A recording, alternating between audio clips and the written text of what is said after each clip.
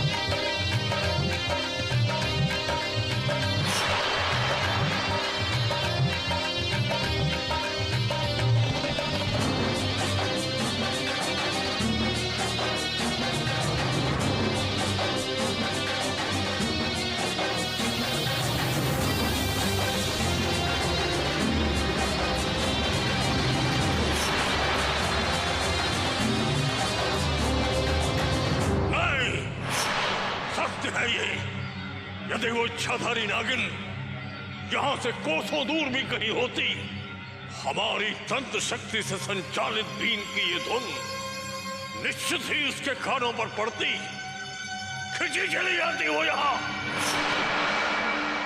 अभी तो हमने केवल एक ही गुफा देखी है गुरुदेव। ऐसी अनेक गुफाएं यहाँ दूर दूर तक फैली हुई हैं। वो यहाँ नहीं तो किसी और गुफा में अवश्य मिलेगी। गुरुदेव, आपके कदम इन मैनपुरी की काली गुफाओं के गर्भ में पड़ चुके हैं। एक न एक दिन वो इच्छाधारी नागिन का फन अवश्य आपके कदमों के नीचे होगा। उसकी नागमणि प्राप्त कर आप पूरे संसार के सम्राट बन जाएंगे। सारा संसार महातांत्रिक बाबा भैरवनाथ की जय जयकार करेगा, जय जयकार करेगा। तू कहीं भी जा छुपे इच्छाधारी नागिन, हमारा तीसरा नेत्र मैनपुरी की हर गुफा को भेद देगा।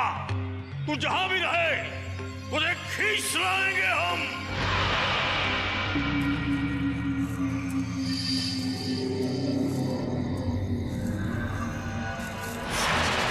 सांप!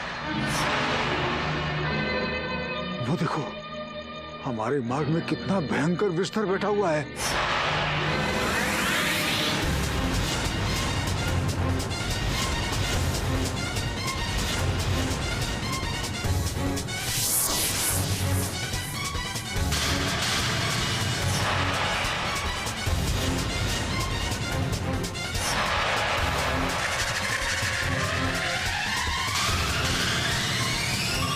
विषधन नहीं, विषैली नागिन कहो।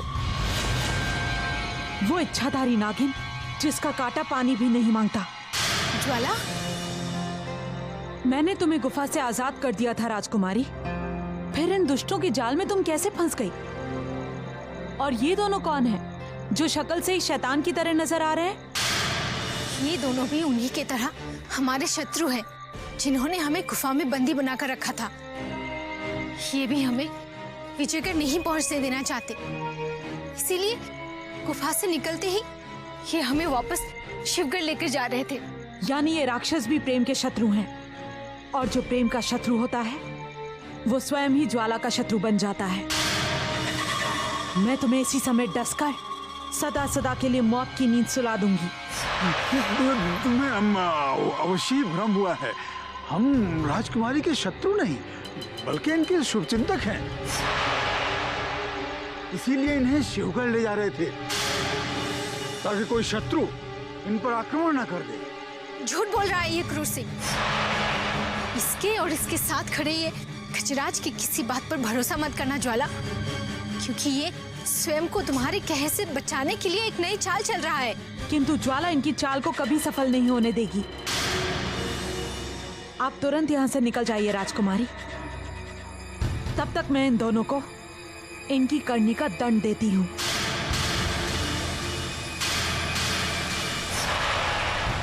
एक बार फिर तुमने मुझ पर उपकार किया है ज्वाला। यदि तुम ना आती तो हमारा विजयगढ़ जाने का सपना फिर अधूरा रह जाता। ईश्वर तुम्हारी हर इच्छा पूर्ण करे।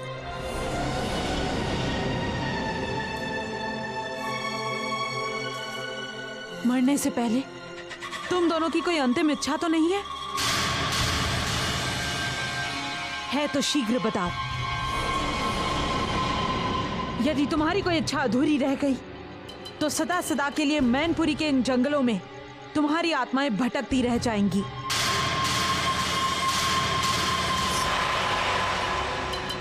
हमें क्षमा कर दो।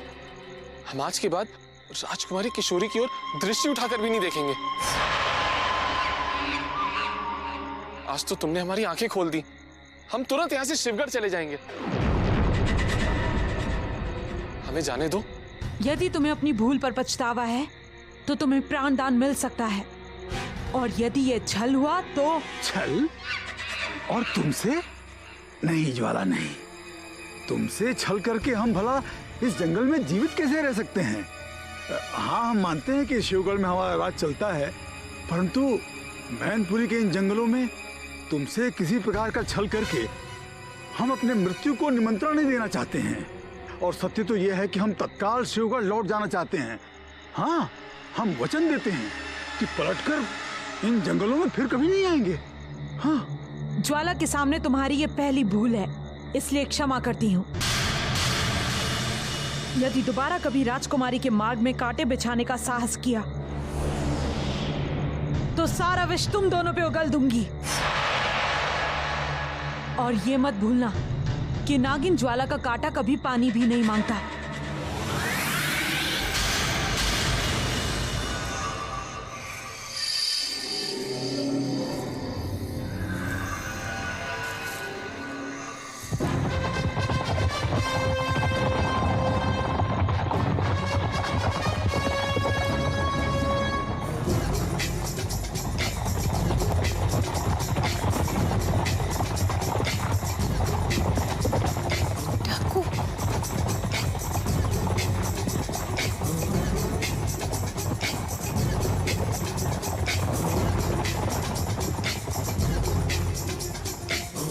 यदि डाकुओं की दृष्टि हम पर पड़ जाती तो फिर से बंदी बना लिए जाते। कितना कठिन हो गया है विजयगढ़ पहुंचना। हर दिशा में कोई ना कोई शत्रु घात लगाए खड़ा है। हम आगे बढ़ते रहेंगे जब तक युवराज इंद्रजीत का राज्य हमारे आंखों के सामने नहीं आ जाता।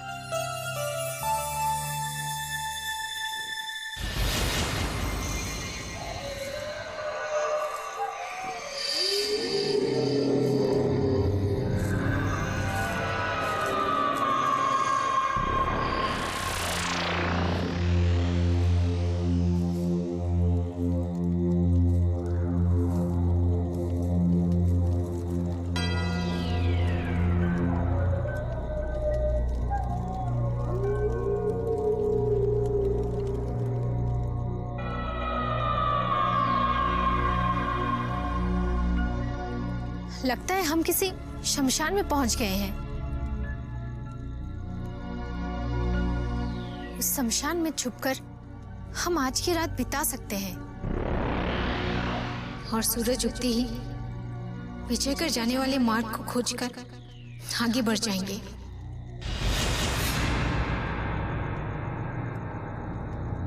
कौन हो तुम? शमशान में मनुष्य की पहचान मिट्टी के नाम से ही जानी जाती है बेटा।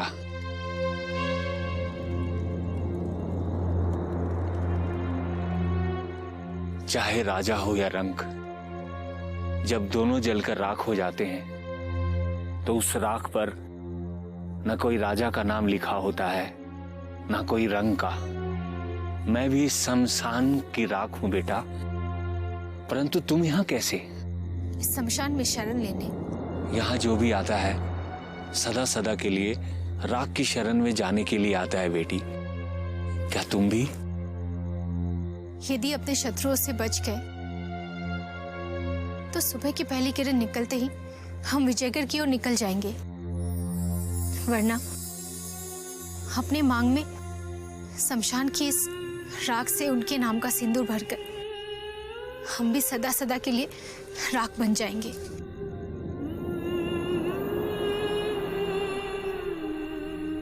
समझ गया बेटी। प्रेम की पीड़ा से अग्नि की तरह भीतर ही भीतर जल रही हो, परंतु प्रेम के शत्रु तुम्हें चिता की अग्नि में जलाकर अपने मन को शीतल करना चाहते हैं। परंतु घबराओ मत बेटी, मैं हूं तुम्हारे साथ। तुम चाहो तो मेरी कुटिया में शरण ले सकती हो। हम आपका ये उपकार कभी नहीं भूलेंगे बाबा। आओ, सुबह होते ही मैं तुम्हें वो मार्ग बता दूंगा जहां तुम्हें जाना है। यदि मैनपुरी के इस जंगल के माया जाल को तुमने तोड़ दिया तो समझ लो तुम्हारी मनोकामना पूर्ण हो जाएगी बेटी। आओ, आओ मेरे साथ, आओ।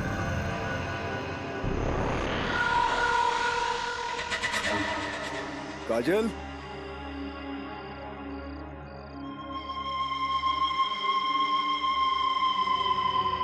भूपेंद्र सिंह, तुम यहाँ? महाराज को एक आवश्यक समाचार देने के लिए मुझे यहाँ अचानक आना पड़ा काजल। कैसा समाचार?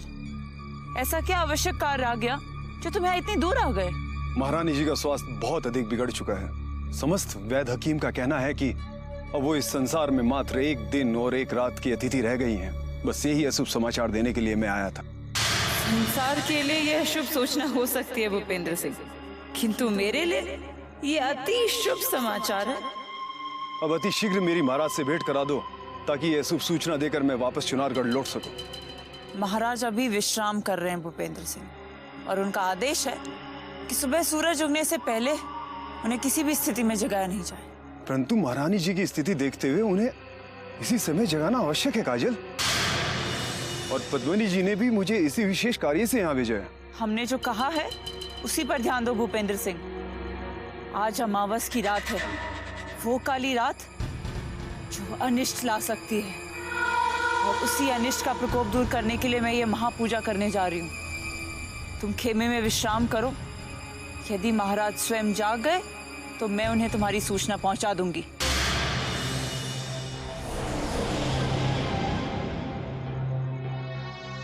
अमावस्या की रात को ये काजल क्यों पूजा करने गई है? और इस भयानक जंगल में ऐसा कौन सा मंदिर है जहां अमावस्या का काला प्रकोप समाप्त करने के लिए कोई पूजा की जाती है? अवश्य ही दाल में कुछ काला है।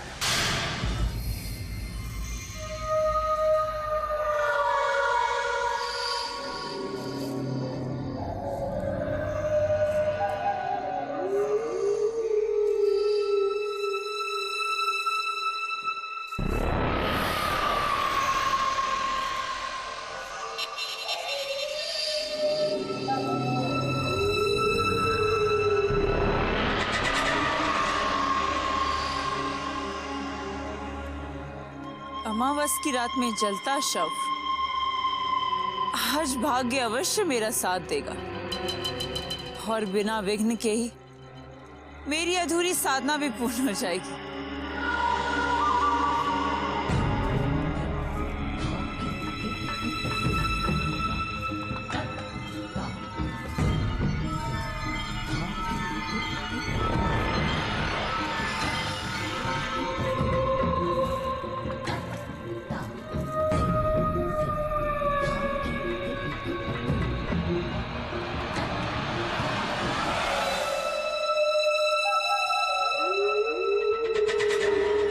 नाश हो, विनाश हो, शत्रु का सर्वनाश हो। आधी रात को ये शमशान में कौन युवती मंत्र पढ़ रही है बाबा?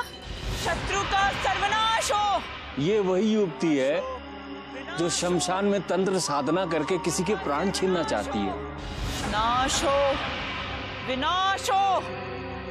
तंत्र साधना करके किसी के प्राण छीनना चाहती है, और वो भी एक युवती। हाँ बेटी, वो युवती दिखने में राजघराने की लगती है, लेकिन कार्य एकदम चंडालिनों जैसी करती है। मैं जानता था कि वो अमावस की इस रात को अवश्य फिर आएगी। शत्रु का सर्वनाश हो। मैं ये देखना चाहती हूँ बाबा कि वो युवती कौन हो सकती है जो इतनी निडर होकर शमशान में तंत्र करने आई है। चलो बेटी, यदि आज उसे नहीं रोका गया तो उसकी साधना पूर्ण हो सकती है और अमावस की रात कहर बनकर किसी के प्राण छीन सकती है।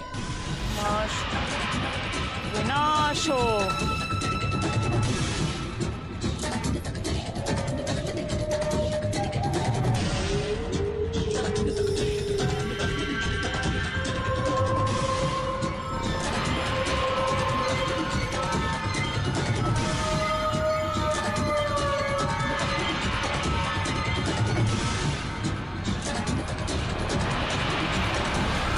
अवश्य काला जादू करके वो किसी के प्राण छीनना चाहती है,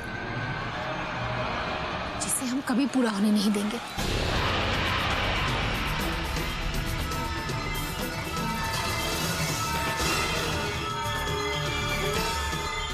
ठहरो, बंद करो अपना ये जादू टोना।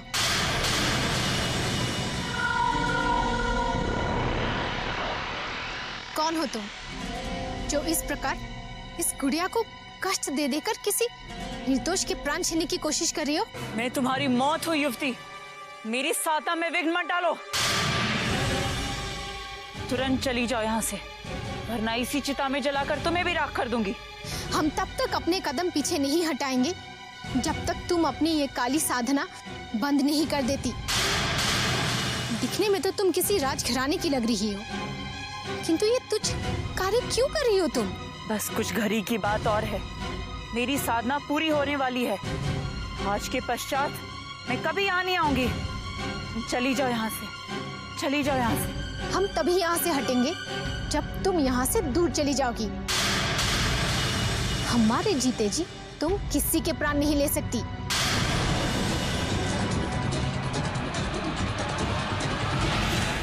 तुरंत चली जाओ यहाँ से, वरना इसी चिता में जलाकर तुम्हें भी राख कर दूंगी। हम तब तक अपने कदम पीछे नहीं हटाएंगे जब तक तुम अपनी ये काली साधना बंद नहीं कर देती। दिखने में तो तुम किसी राजघराने की लग रही हो, किंतु ये तुच्छ कार्य क्यों कर रही हो तुम? बस कुछ घड़ी की बात और है, मेरी साधना पूरी होने वाली है। आज के पश्चात मैं कभी यहाँ नहीं आऊंगी। चली जाओ यहाँ से, चली जाओ यहाँ से। हम तभी यहाँ से हटेंगे जब तुम यहाँ से दूर चली जाओगी। हमारे जीते जी तुम किसी के प्राण नहीं ले सकती।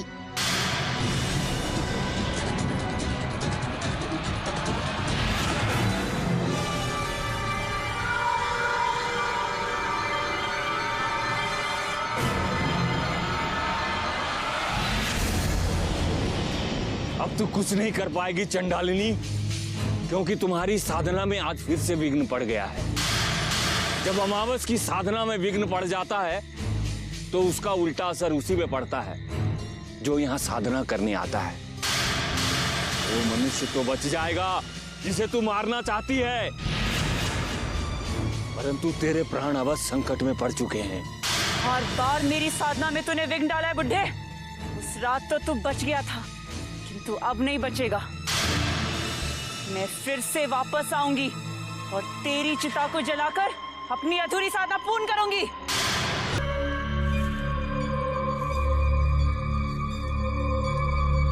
काजल,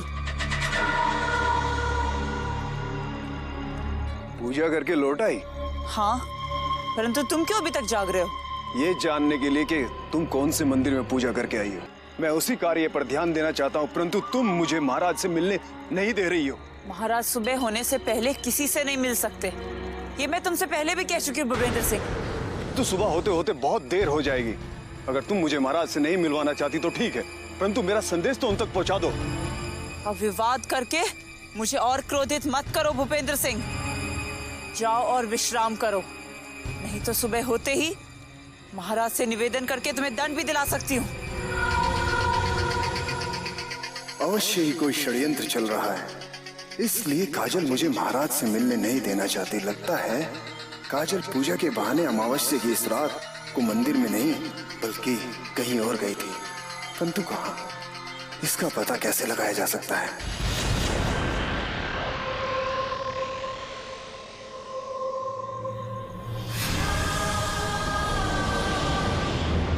चंद्रकांता का नाम लिखा है, तो क्या इसका मतलब वो युवती चुनारगढ़ की महारानी को मारने के लिए काला जादू कर रही थी? अवश्य वो धूर्त युवती महारानी चंद्रकांता की कोई शत्रु होगी बेटी।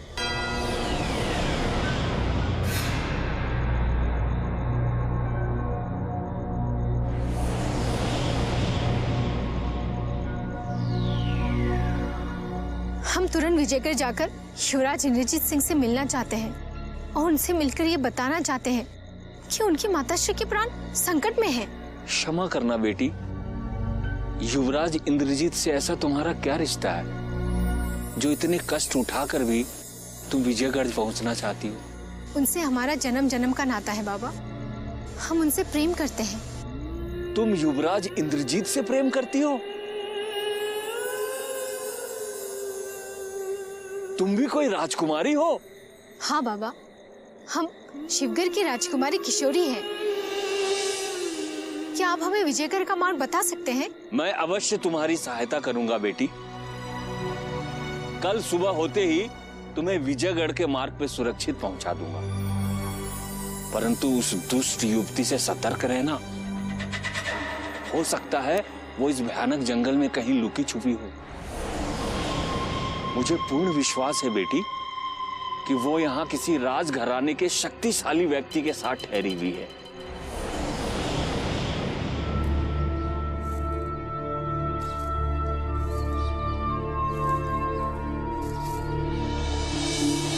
भूपेंद्र सिंह। प्रणाम महाराज। तुम अचानक यहाँ? मैं एक अशुभ सूचना देने के लिए कल रात ही यहाँ आ गया था। अशुभ समाचार? शीघ्र बताओ, क्या समाचार है वो?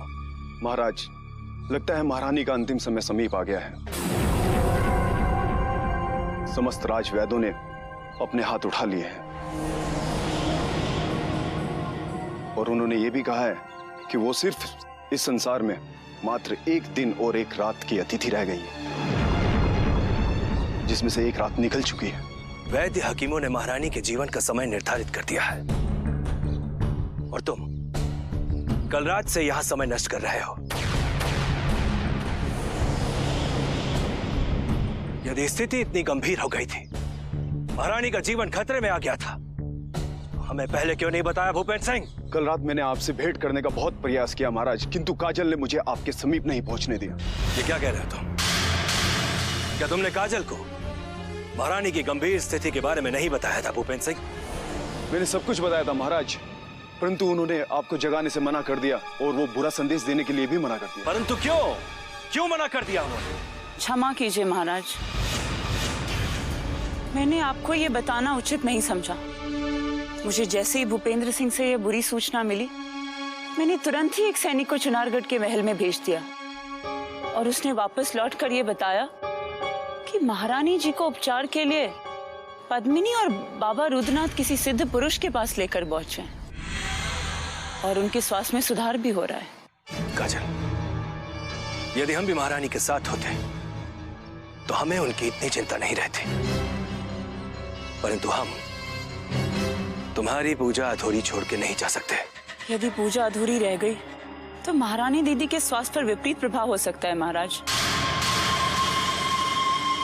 बस कुछ समय की बात है महाराज, मेरी पूजा संपूर्ण ही होने वाली है और इसी के साथ महारानी दीदी के स्वास्थ्य में भी सुधार होने वाला है, इसका मुझे पूरा विश्वास है। ओम श्रीम ग्रीम ब्रीम चामुंडाय नमः। ओम श्रीम ग्रीम ब्रीम चामुंडाय नमः।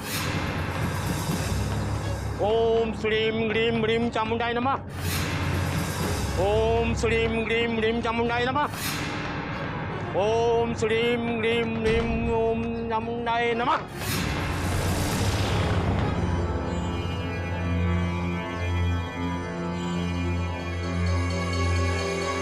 रानी चंद्रकांता को काले जादू ने अपनी चपेट में ले लिया है,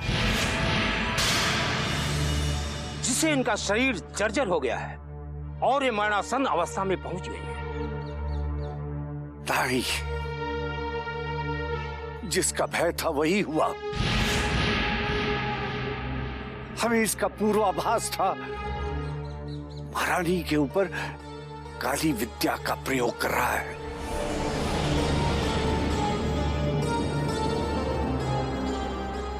इसलिए बाबा, इसीलिए हम महारानी को आपके शरण ले आए। अब महारानी का जीवन आपके भरोसे है। बाबा रुद्रनाथ का कहना है कि संसार के हर काले जादू का काट आपके पास है पुजारी जी। यदि आपकी कृपा दृष्टि हमारी निर्दोष और निश्चल महारानी जी पर पड़ जाए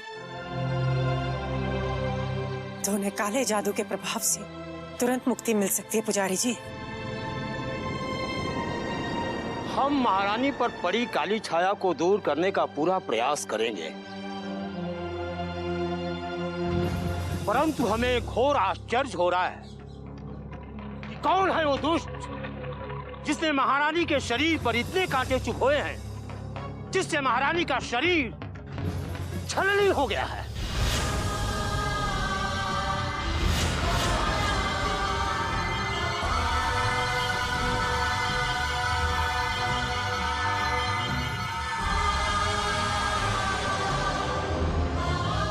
महारानी जी के शरीर पर किसी ने सैकड़ों कांटे चुभोए हैं, किंतु ये कैसे हो गया?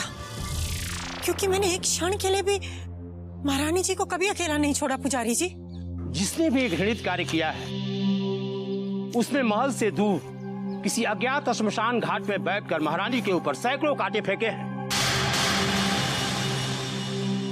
वो दुष्ट तंत्र का दुरुपयोग करके महारानी के प्राण लेना चाहता है। महारानी को इतनी असहनीय पीड़ा देकर मृत्यु की कगार तक लाने वाले को हम चैन से नहीं रहने देंगे। हमारी दिव्य दृष्टि उसे अति शीघ्र खोज लेगी।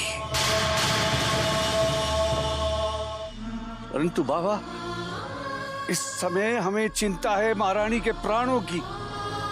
आप अपनी समस्त शक्तियां लगा दीजिए, महारानी के प्राणों की रक्षा कीजिए ताकि प्रजा दुखों से बच जाए। यदि महारानी के साथ कोई अनहोनी हो गई तो नौगढ़, विजयगढ़ और चुनारगढ़ सब में त्राही त्राही मच जाएगी बाबा, त्राही त्राही मच जाएगी।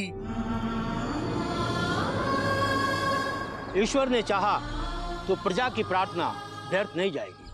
उसका सर्वनाश हो जाएगा जिसने मानव शव साधना के द्वारा ये पाप किया है।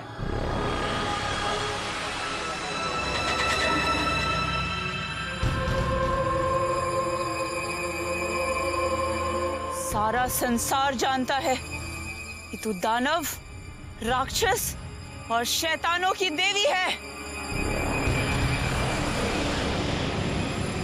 संसार के समस्त तंत्र तेरे अधीन हैं। जो मन से तेरी काली साधना किया करते हैं उसे तू मनचाहा फल देती है। बार बार मेरी साधना क्यों अधूरी रह जाती है मां चांडाली? अगर मेरी साधना में कोई कमी रह गई है तुरंत मेरा सर्वनाश कर दे, अन्यथा मेरे उन शत्रुओं का सर्वनाश कर दे जो बार बार मेरी साधना में विघ्न डालते हैं। चंद्रकांता के शरीर से उसकी आत्मा को खींचकर दूर कर दे। चंद्रकांता को तुरंत शव में बदल दे मां चांडाली।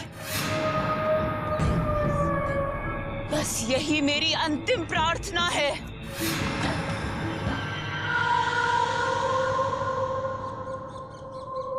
मेरे रक्त का अंतिम भोग भी स्वीकार कर ले मां चांडालिनी।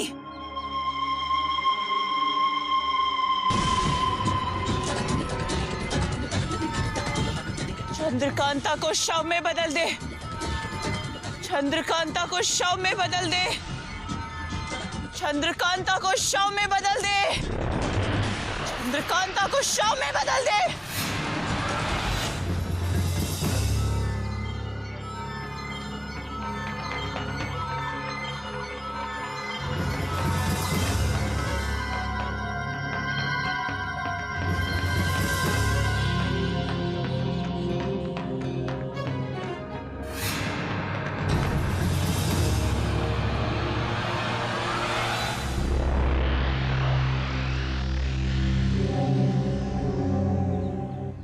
अब संकट टल गया है।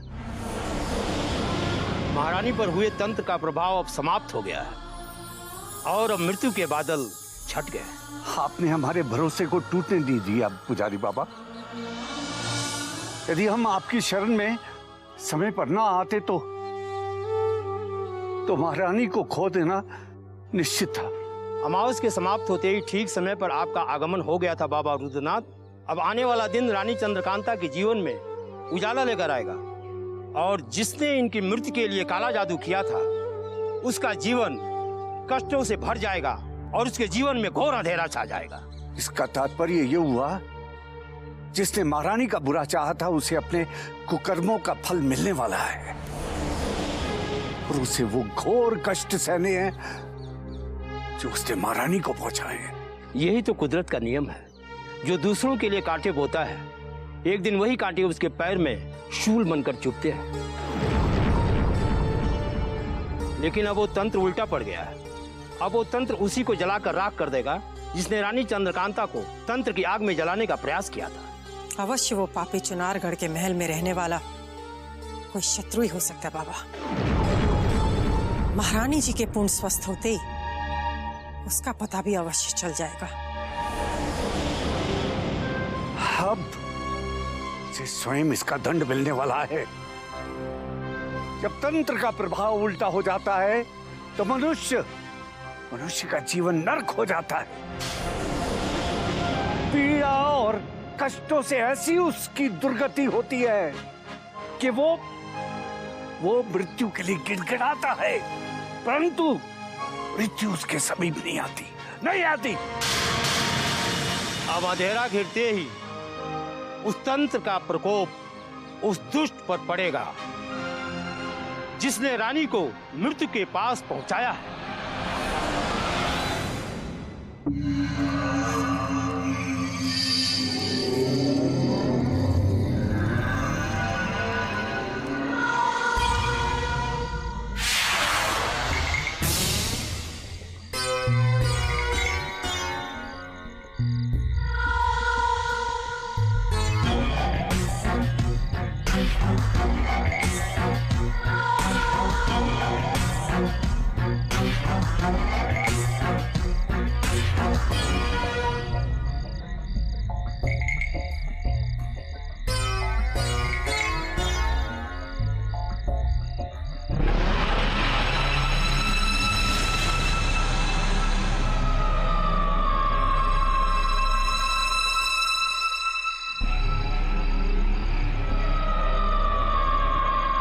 रक्त बिना किसी आघात के ये मेरे माथे से रक्त कैसे निकल रहा है?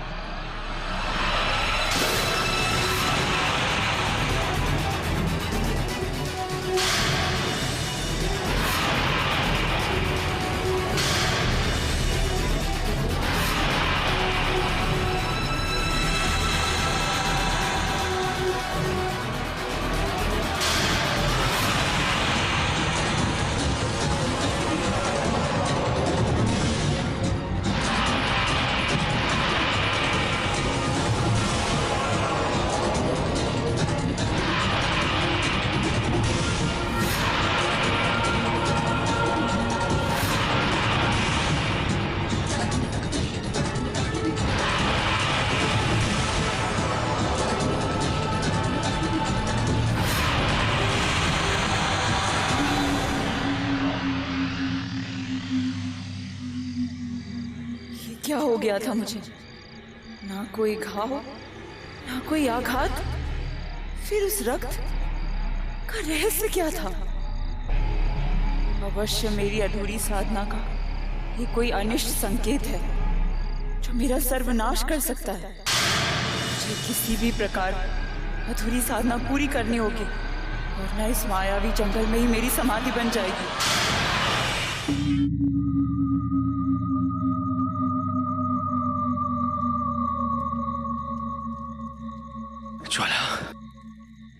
ज्वाला हमें बुला रही है, पुकार रही है हमें वो। ठहरो ज्वाला, हमारे। फिर वही आवाज, उसी आवाज से दूर करने के लिए तो हम उन्हें इस अनिष्ट स्थान से इतनी दूर लेकर यहाँ आए थे, किंतु दुर्भाग्य से उनका पीछा करते करते वो आवाज यहाँ भी पहुंच गई। कुछ समझ में नहीं आ रहा ये क्या हो रहा है। महाराज अचानक इतने बदले बदले से क्यों?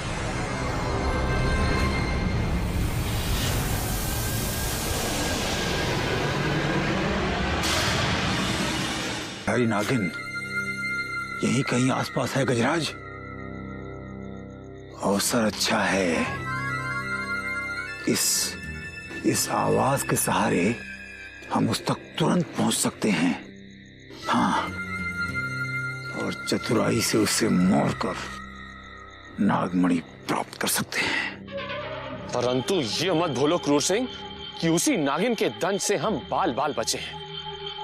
यदि उस नागिन को हमारी आगे की चालों का पता चल गया तो हम दोनों में से कोई नहीं बचेगा।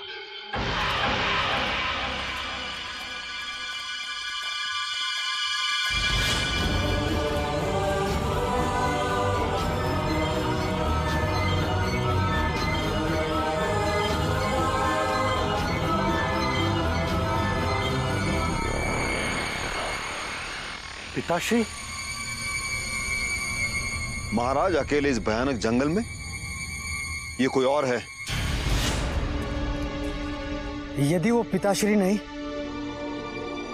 तो और कौन है? युवराज, ये अवश्य वही प्रेत आत्मा है जो सदैव इस जंगल में हमें रोते सिसकते दिखाई देती है। नहीं, ये हमारे पिताश्री हैं।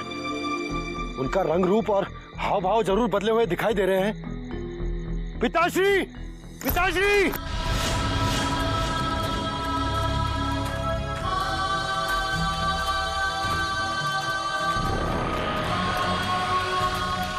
पिताश्री, कहाँ चले गए पिताश्री?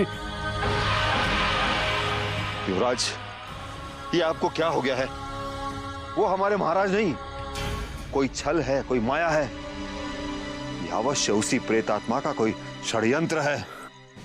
हाँ, वो कोई माया ही थी जिसने हमें भटकाने के लिए हमारे पिताश्री का रूप धारण किया है। परंतु क्यों? हमने किसी का क्या बिगाड़ा है जो कोई आत्मा हमें भटकाने का प्रयास करेगी? वो पिताश्री थे। महल से कोई ना कोई उनके साथ अवश्य आया होगा, जिसका हमें पता चल गया तो सत्य भी सामने आ जाएगा।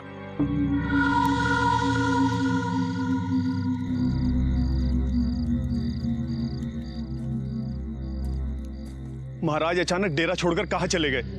उनके साथ तो कोई सैनिक भी नहीं है। अगर किसी शत्रु की दृष्टि उन पर पड़ गई तो क्या होगा? इसका उत्तर मैं नहीं, स्वयं महाराज ही दे सकते हैं भूपेंद्र सिंह। मैं समझा नहीं। इतने समय से उनके साथ रहकर मैं नहीं समझ सकी हूं, तो तुम इतनी सरलता से कैसे समझ सकते हो भूपेंद्र सिंह? पता नहीं उस युवती के साथ उनका क्या रिश्ता है कि वो बार बार उसकी आवाज की ओर खींचे चले जाते हैं। अवश्य ही महाराज पर कोई मायावी असर हो गया है। कोई है जो महाराज को हमसे दूर करके अपनी ओर खींच रहा है।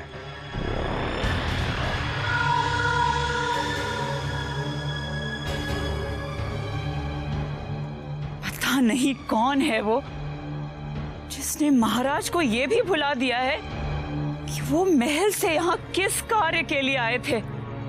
अब तो उन्हें इस बात की भी चिंता नहीं रही कि महारानी जी मृत्यु के कितने समीप हैं। बार बार उन्हें उस आवाज के पीछे जाने से रोकते रोकते मैं थक गई हूँ। मैं हार गई। मैंने सोचा भी नहीं था स्थिति इतनी गंभीर हो जाएगी। महाराज बार बार किसकी आवाज के पीछे चले जाते हैं? बस इतना बता दीजिए, महाराज वापस कब आएंगे? जैसे ही इस काली रात का चांद डूबेगा और सुबह का सूरज इस जंगल में अपनी किरणें फैलाएगा, वैसे ही महाराज ना जाने कहां से वापस अपने खेमे में लौट कर आ जाएंगे।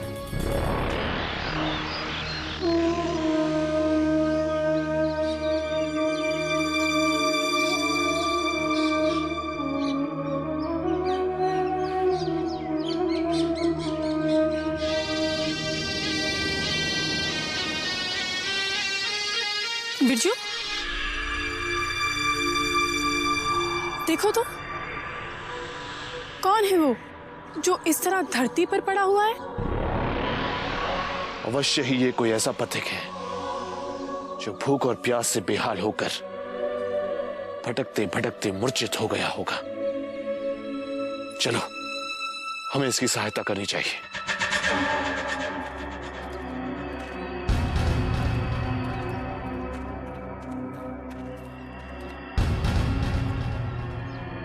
अरे, ये तो वही है जो खुद को चुनारगढ़ का सम्राट बता रहा था। तुरंत जाकर जल ले आओ भूमि, तब तक मैं इन्हें संभालता हूं।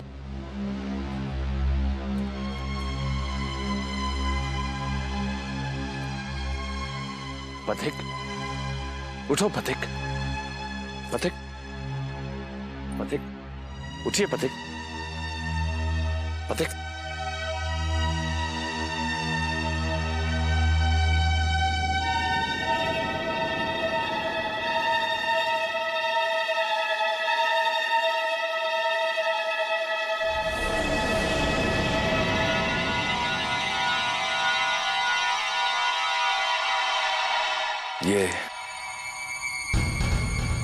ये हम कहाँ आ गए? ये तो अब आप ही हमें बता सकते हैं। हम दोनों तो यहां से गुजर रहे थे, आपको मूर्छित देखा इसलिए आपकी सहायता करने चले आए। कौन है आप? हम चुनारगढ़ के सम्राट वीरेंद्र सिंह हैं, और ये हम तुम्हें पहले भी बता चुके हैं।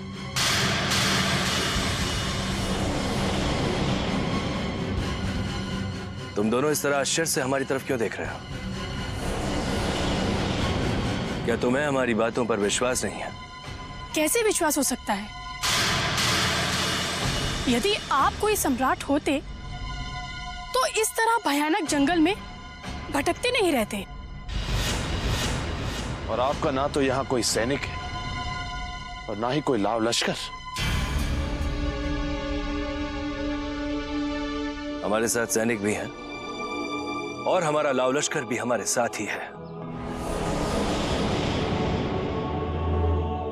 परंतु पता नहीं मैनपुरी के इस जंगलों में ऐसी कौन सी माया है जो हमें बार बार अपने डेरे से दूर इन जंगलों में खींच लाती है। सहायता के लिए धन्यवाद।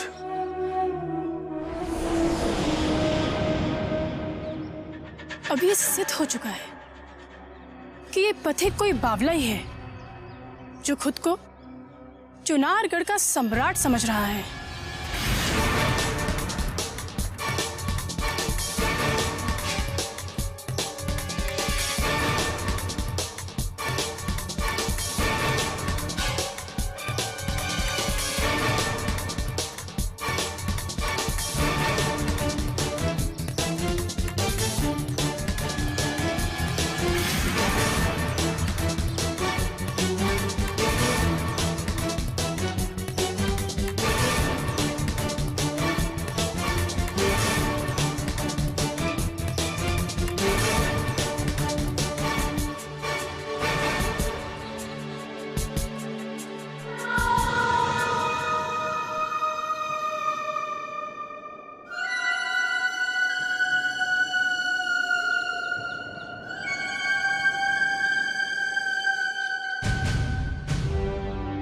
हार गई महाराज।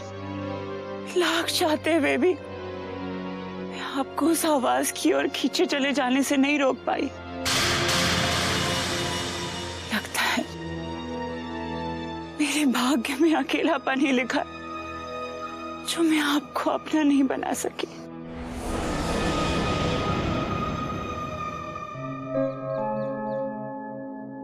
हमें क्षमा कर दो काजल।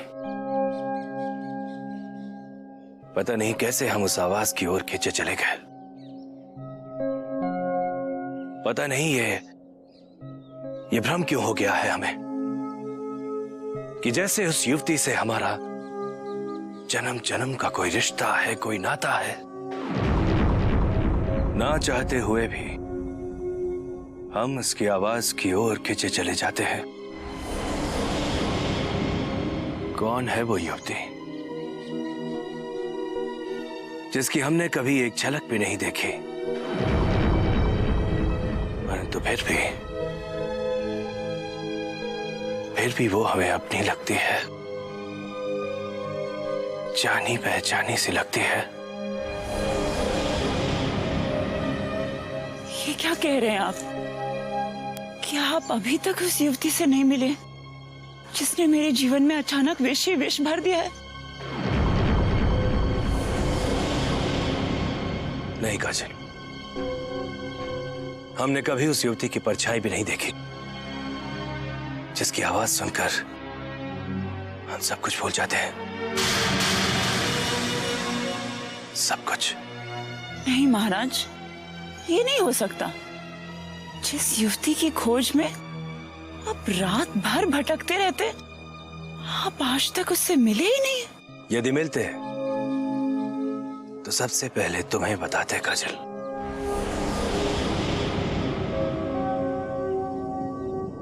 कौन है वो युवती जो हमें अपनी ओर आकर्षित किए जा रही है? क्या रहस्य है जो वो युवती हमें जन्म जन्म से अपनी लगती है? हम उससे मिलना चाहते हैं, उससे पूछना चाहते हैं कि क्यों उसने हमारे जीवन में एक विचित्र सी उथल पुथल मचा दी है। हम उसकी आवाज की डोर को पकड़कर जितना उसके समीप जाना चाहते हैं, वो एक छलावे की तरह हमसे उतना ही दूर चली जाती है। काजल, सबको भूलकर हम रात रात भर न जाने कहां भटकते रहते हैं, और सुबह जब आंख खुलती है तो हम स्वयं को जंगल में मूर्छित पाते हैं। काजल, हमारी कुछ समझ में नहीं आ रहा है कि हम क्या करें और क्या नहीं। अस्ति गुहितमं विप्र सर्वभूतोपकारकं दिव्यास्तु कवचं पुण्यं तच्छृण्वस्व महामुने।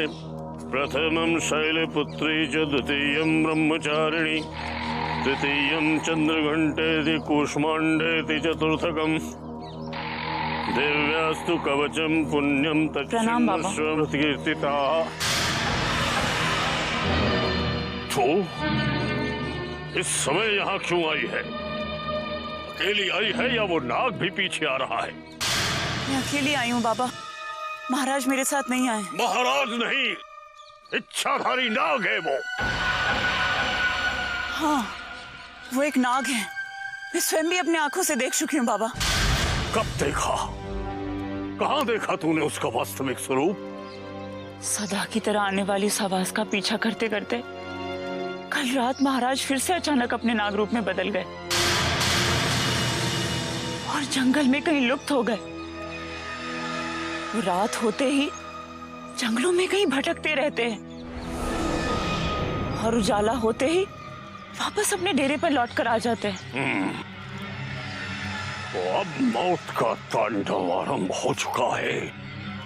वो इच्छाधारी नाग सम्राट का कवच तोड़कर अपने वास्तविक रूप में आ चुका है और शीघ्र ही उसका अपनी नागिन ज्वाला से मिलन होने वाला है, जो कभी गाकर और कभी सिसक सिसक कर उसे पुकारती रही है। परंतु तू क्यों आई है यहाँ?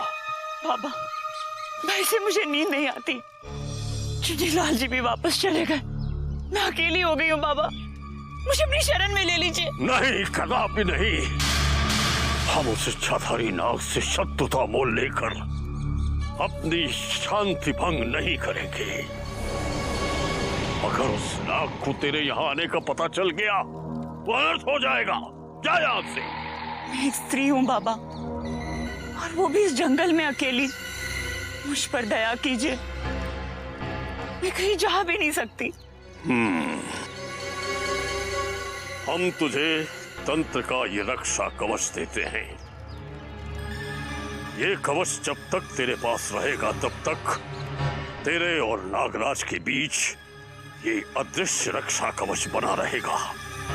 परंतु नागराज से मुक्ति का उपाय तुझे स्वयं खोजना होगा। अब हमारी साधना का समय आ रहा है, तू जा सकती है। प्रणाम बाबा। मधुकैटुभप्रमथनी। ये कैसे विचित्र चक्रव्यूह में फंस गई हूँ मैं जिसे आज तक एक सम्राट समझती रही, वो एक नाग निकला। इच्छाधारी नाग। तो क्या इसी नाग से चंद्रकांता ने विवाह किया था? क्या दोनों युवराज भी एक नाग के पुत्र हैं? क्या नौगढ़, चुनारगढ़ और विजयगढ़ पर वर्षों से एक नाग राज कर रहा है? चुनीलाल ने भी मुझे लालच देकर कहां फंसा दिया। अब मैं उस जहरीले नाग का कैसे सामना करूंगी? कभी भी, किसी भी समय मुझ पर जहर उगल सकता है। पता नहीं भैरवनाथ का दिया ये काला धागा उस जहरीले नाग से मेरी रक्षा कर सकेगा भी या नहीं। नहीं, वो साधारण युवती नहीं है, इच्छाधारी नागिन है वो। जिस किसी व्यक्ति ने उसके अद्भुत स्वर को सुनकर उसके समीप जाने का दुस्साहस किया है, उस व्यक्ति ने कभी सवेरे का सूरज नहीं देखा है। परंतु बाबा, चंगेज खान कोई साधारण मनुष्य नहीं। वो धरती पर रहने वाला ऐसा शैतान है जो मानव के रक्त से स्नान करता है। फिर भला एक युवती उसको मौत के घाट कैसे उतार सकती है बाबा? मत भूलो कि युवती के वेश में इच्छाधारी नागिन है वो। यदि तुम्हारा मित्र अब तक जीवित होता, तुम्हारे पास लौट नहीं आता। बाबा, यदि उसकी मृत्यु हो चुकी होती तो उसका शव हमें अवश्य मिलता। हमने इन जंगलों का कोना कोना छान मारा, परंतु ना तो हमें चंगेज खान मिला और ना ही उसका शव।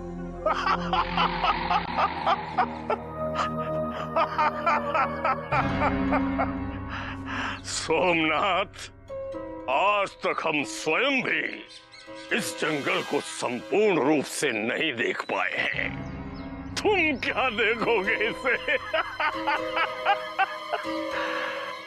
परंतु हाँ, ये सत्य है कि जब तक वो इच्छाधारी नागिन अपने नाग के हत्यारे को ढूंढकर उसे डस नहीं लेती, उसे मृत्यु के द्वार तक पहुंचा नहीं देती, तब तक इस जंगल में इसी प्रकार शवों का अंबार लगा रहेगा। वो जिस किसी व्यक्ति ने उसके अद्भुत स्वर को सुनकर उसके समीप जाने का दुस्साहस किया है, उस व्यक्ति ने कभी सवेरे का सूरज नहीं देखा है। निश्चय ही तुम्हारा मित्र उस नागिन के समीप पहुंच चुका है और अकाल मृत्यु प्राप्त कर चुका है, अन्यथा कब का तुम्हारे पास आ चुका होता। परंतु बाबा, चंगेज खान कोई साधारण मनुष्य नहीं। वो धरती पर रहने वाला ऐसा शैतान है जो मानव के रक्त से स्नान करता है। फिर भला एक युवती उसको मौत के घाट कैसे उतार सकती है बाबा? मत भूलो कि युवती के वेश में इच्छाधारी नागिन है वो। यदि तुम्हारा मित्र अब तक जीवित होता, तुम्हारे पास लौट नहीं आता। बाबा, यदि उसकी मृत्यु हो चुकी होती तो उसका शव हमें अवश्य मिलता। हमने इन जंगलों का कोना कोना छान मारा, परंतु ना तो हमें चंगेज खान मिला और ना ही उसका शव।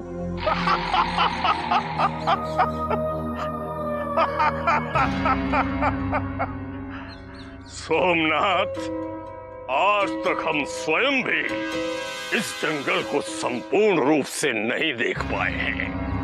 तुम क्या देखोगे इसे? परंतु हाँ, ये सत्य है कि जब तक वो इच्छाधारी नागिन अपने नाग के हत्यारे को ढूंढकर उसे डस नहीं लेती, उसे मृत्यु के द्वार तक पहुंचा नहीं देती, तब तक इस जंगल में इसी प्रकार शवों का अंबार लगा रहेगा। कौन है वो हत्यारा जिसने उसके नाक को छीना था? सुना है डाकू मंगल सिंह ने नागमणि के लोभ में उस नाग की हत्या की थी। ये अवश्य सत्य है कि उसके पश्चात डाकू मंगल सिंह कभी इस वन की ओर नहीं आया, परंतु वो नागराज मृत्यु के उपरांत भी पुनर्जीवन प्राप्त करके यहाँ आ पहुंचा है सोमनाथ। चित्र संयोग है कि अब तक नाग और नागिन का मिलाप संभव नहीं हुआ है। ये कैसे संभव हो सकता है बाबा? यदि उसका नाग जीवित है और वापस इन जंगलों में लौट आया है, तो फिर इस बात से वो इच्छाधारी नागिन अनजान क्यों है? क्यों वो निर्दोष व्यक्तियों का रक्त बहाती रहती है? यही तो हम भी जानना चाहते हैं सोमनाथ।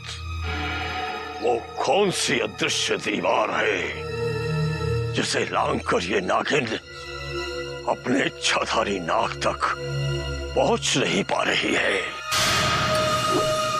अब तो ये रहस्य केवल डाकू मंगल सिंह ही बता सकता है कि उसके हाथों से उस नाग की हत्या हुई थी या नहीं।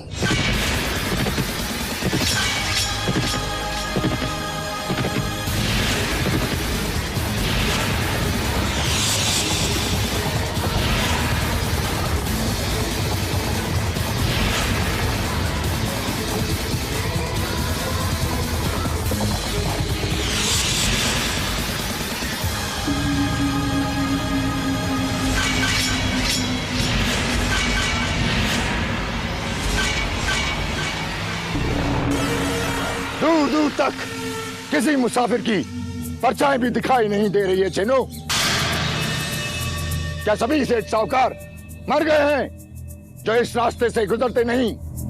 अगर इसी तरह हाथ पे हाथ धरे हम डाके की खोज में भटकते रहे तो हमारे हथियार भी जंग खाकर मिट्टी के ढेर में बदल जाएंगे।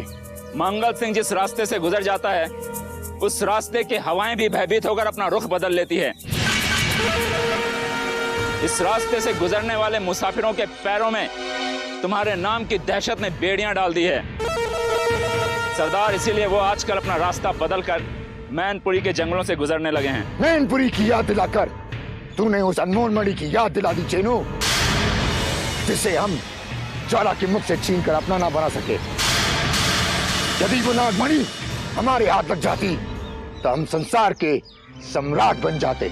सरदार, उस नागमणि के लालच में तुमने उससे धारण करने वाले इच्छाधारी नाग जीवन को मारकर उस इच्छाधारी नागिन ज्वाला को जन्म जन्म के लिए अपना दुश्मन बना लिया है। यदि हम उस जंगल से पलायन नहीं करते तो वो एक एक कर हमारे साथियों को डसकर अब तक शव में बदल चुकी होती। शव में तो हम उस नागिन को बदल देते, जीवन के बाद ज्वाला की ज्योति भी बुझा देते, अगर तू हमें वहां से निकलने पे विवश नहीं करता तो हम संसार की उस अनमोल मणि के स्वामी होते। परंतु अभी भी देर नहीं हुई है चैनू, हम मैनपुरी के जंगलों में फिर से जाएंगे और ज्वाला नागिन के मुख से वो नागमणि छीन कर लाएंगे। सोच लो सरदार, मौत के मुंह में एक बार फिर हाथ डालना बहुत महंगा पड़ सकता है। क्योंकि विधवा होने के बाद ज्वाला के विष दंतों में हजारों सर्प का विष उतर आया है। जीवन के हत्यारे की खोज में आजकल वो हजारों मनुष्यों को डसकर शव में बदल चुकी है। लेकिन अब शव में बदलने की बारी इच्छाधारी नागिन की है। ज्वाला के विष दंत तोड़ने का समय आ चुका है चैनो। अब पहला ढाका मैनपुरी के जंगलों में होगा। अगर ज्वाला हमारे सामने आई तो हमारे हथियारों का पहला वार उसी पर होगा।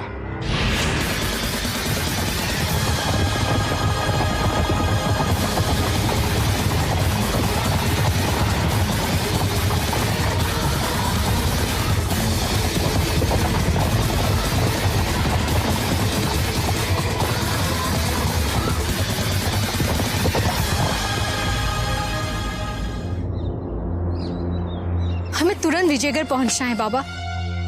यदि देर हो गई तो शत्रुओं की चाल सफल हो जाएगी और रानी चंद्रकांता मृत्यु के द्वार पर पहुंच जाएंगी। किंतु बेटी, कदम कदम पर इस जंगल में शत्रु घात लगाए बैठे। उनकी नजरों से बचकर विजयगढ़ पहुंचना बहुत कठिन है। जानती हूँ बाबा, किंतु हमें अपने प्राणों से भी अधिक रानी चंद्रकांता के प्राणों की चिंता है। यदि युवराज इंद्रजीत तक उनके माताश्री पर आए संकट की सूचना उन्हें नहीं पहुंचा सके तो हम स्वयं को कभी क्षमा नहीं कर पाएंगे। ईश्वर तुम्हें सफलता दे बेटी। यदि वश में होता तो मैं भी तुम्हारे साथ चलता। यदि मैं चला गया तो इस शमशान में मानव शवों का अंबार लग जाएगा और बिना क्रियाकर्म के आत्मा की गति रुक जाएगी और ये जंगल भटकती आत्माओं से भर जाएगा। अब हमारी चिंता मत कीजिए बाबा। यदि भाग्य ने हमें शिवगढ़ से यहाँ तक पहुँचा दिया है तो हम अपने लक्ष्य तक भी अवश्य पहुँच जाएंगे। हाँ, यदि दुर्भाग्य से हमारी मृत्यु हो जाए तो हमारे शव को खोजकर अपने हाथों से अंतिम संस्कार कर देना। बेटी,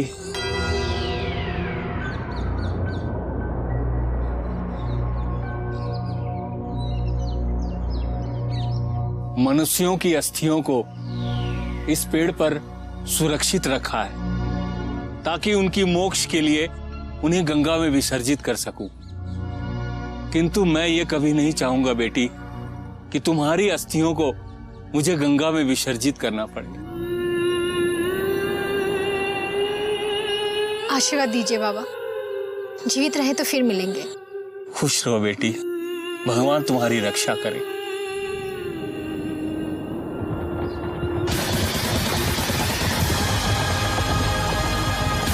बेटी,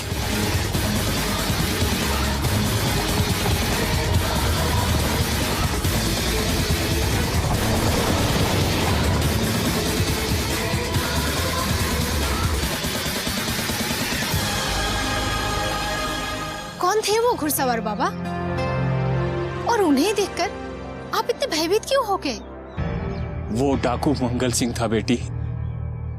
बरसों बाद अपने गिरोह के साथ इस मैनपुरी के जंगल में फिर से दिखाई दिया है। अब इस जंगल में मौत का तांडव होगा। इस जंगल में शव का अंबार लग जाएगा और मुझे ही उन शवों को खोजकर अंतिम संस्कार करना पड़ेगा बेटी।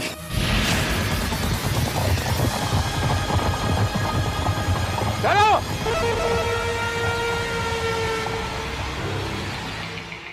क्या हुआ सरदार?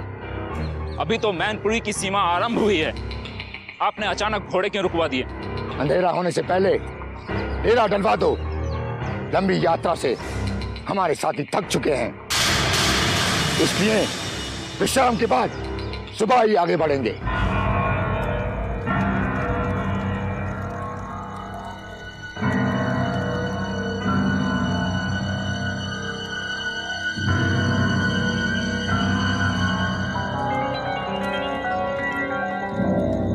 प्रणाम महाराज। क्या हुआ काजल? तुम इतनी घबराई हुई क्यों लग रही हो? अंधेरा होते ही मुझे बहुत डर लगने लगता है महाराज। शाम ढलते ही वो आवाज जंगल में गूंजने लगती है और आप सबको भूलकर उस आवाज के पीछे चले जाते हैं। आप मुझे वचन दीजिए, आज आप नहीं जाएंगे। काजल,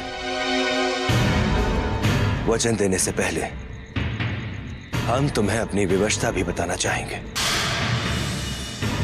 हमें जब भी वो आवाज सुनाई देती है, ना चाहते हुए भी हमारे कदम उस आवाज की ओर उठने लगते हैं।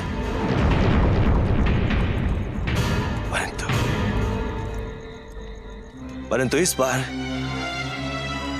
जब भी हमें वो आवाज सुनाई देगी, हम स्वयं पर नियंत्रण रखने का पूरा प्रयास करेंगे काजल।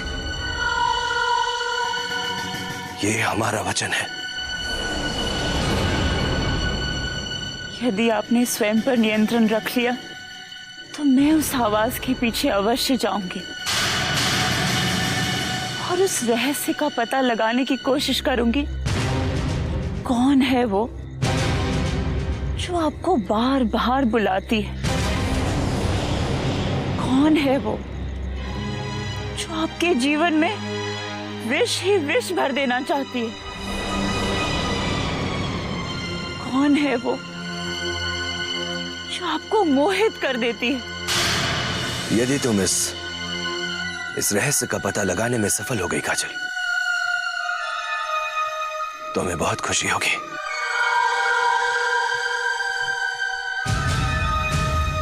भूपेंद्र सिंह, जी कहिए। आज तुम पर एक बहुत बड़ी जिम्मेदारी आने वाली है। महाराज ने ये वचन दिया है, यदि वो आवाज उन्हें फिर से सुनाई दी तो वो इस स्थान से दूर कहीं नहीं जाएंगे, क्योंकि अब मैं उस आवाज का पीछा करूंगी और तुम्हें ये देखना है, अगर महाराज उस आवाज के पीछे जाने का प्रयास करे तो तुम उन्हें रोकोगे। क्षमा कीजिए, मैं महाराज का एक तुच्छ सा सेवक हूं और महाराज की आज्ञा का पालन करना मेरा प्रथम कर्तव्य है। किंतु महाराज को बलपूर्वक रोकने का साहस मैं कैसे कर सकता हूं? घबराओ मत भूपेंद्र सिंह। अपने सम्राट को भटकने से रोकना तुम्हारा प्रथम कर्तव्य है। यदि वो आवाज हमें फिर से अपनी ओर खींचने का प्रयास करेगी तो तुम निसंकोच और बलपूर्वक हमें रोकने का प्रयास करोगे। ये हमारा हुक्म है। आपकी आज्ञा का पालन अवश्य होगा महाराज। अब भले ही चाहे आप मेरा शीश ही क्यों ना काट दें, किंतु मैं अपने कर्तव्य से पीछे नहीं हटूंगा और मैनपुरी के इस मायावी जंगल में आपको जाने से रोकने के लिए हर एक प्रयास करूंगा। कल हमने जो देखा था वो अभी भी हमारे मन में उथल पुथल मचाए हुए। हमें तो समझ में नहीं आ रहा कि पिताश्री क्यों उस प्रेतात्मा की आवाज के पीछे इस प्रकार खींचे चले जा रहे थे। वो हमारे पिताश्री नहीं थे भैया। अवश्य हमें लक्ष्य से भटकाने के लिए वो प्रेत आत्मा हमसे छल कर रही थी। कोई प्रेत आत्मा किसी मनुष्य के साथ छल नहीं कर सकती। और हमारा उस आत्मा के साथ क्या बैर है जो हमें भटकाने का प्रयास करेगी? बैर हो या ना हो, वो प्रेत आत्मा नहीं चाहती कि हम राजकुमारी किशोरी तक पहुंचने में सफल हो जाए, इसलिए हमें बार बार भटका कर वो हमें हमारे राज्य की ओर भेज रही है। आपस में विवाद करने से कोई लाभ नहीं। जो भी सच्चाई होगी वो सामने आ जाएगी, परंतु इस समय हमें अपना ध्यान भटकाए बिना अपनी सारी शक्ति राजकुमारी किशोरी को खोजने में लगा देनी चाहिए। परंतु हमारा सारा ध्यान पिताश्री की ओर केंद्रित हो गया है। जब तक हम उन्हें खोज नहीं लेंगे तब तक हमें चैन नहीं मिलेगा। और अब हम केवल किशोरी की खोज पर हमारा ध्यान केंद्रित नहीं कर सकते। युवराज, आप महाराज की चिंता छोड़ दीजिए और अपने मन से सारी शंकाएं निकालकर फेंक दीजिए। जैसे हमारे राज्य का कोई गुप्तचर हमें मिलेगा, हम उसे महल भेज देंगे, और यदि महाराज महल में मिल गए तो हमारे सारे भ्रम दूर हो जाएंगे। परंतु यदि वो महल में नहीं हुए तो हम आपके संदेह पर अवश्य विचार करेंगे और उस आत्मा की खोज में हमारी सारी शक्तियां झोंक देंगे, जिसके कारण हम इस विचित्र संकट में पड़ गए। शांत हो जाइए भैया। अब हमें संग्राम सिंह जी की योजना पर धैर्यपूर्वक विचार करना चाहिए और उस आवाज की फिर से प्रतीक्षा करनी चाहिए जो हमारे लक्ष्य में बाधा बन रही थी।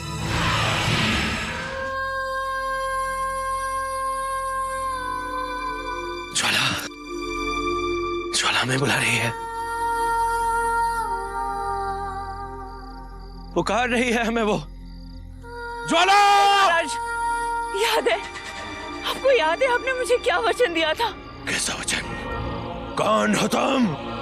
मैं काजल हूँ महाराज। क्या आप अपनी काजल को भी भूल गए? कौन काजल? हमारा अपना कोई भी नहीं है, सिर्फ ज्वाला है। ज्वाला के सिवा हमारा अपना कोई भी नहीं है। ज्वाला हमें पुकार रही है। रुक जाइए महाराज, मैं आपको एक कदम भी आगे नहीं बढ़ने दूंगा। कौन हो तुम हमें रोकने वाले? हाँ? चुनारगढ़ और चुनारगढ़ के महाराजा वीरेंद्र सिंह का रक्षक हूं मैं। तो जाओ, जिसके रक्षक हो उसे रोको। हमारे सामने क्यों खड़े हो? हाँ? आप ही तो चुनारगढ़ के महाराज हैं और आपने ही तो मुझे हुक्म दिया था कि आपको इस विचित्र आवाज के पीछे जाने से रोका जाए। ना तो हम चुनारगढ़ के महाराज हैं और ना ही हमने तुम्हें कोई हुक्म दिया है।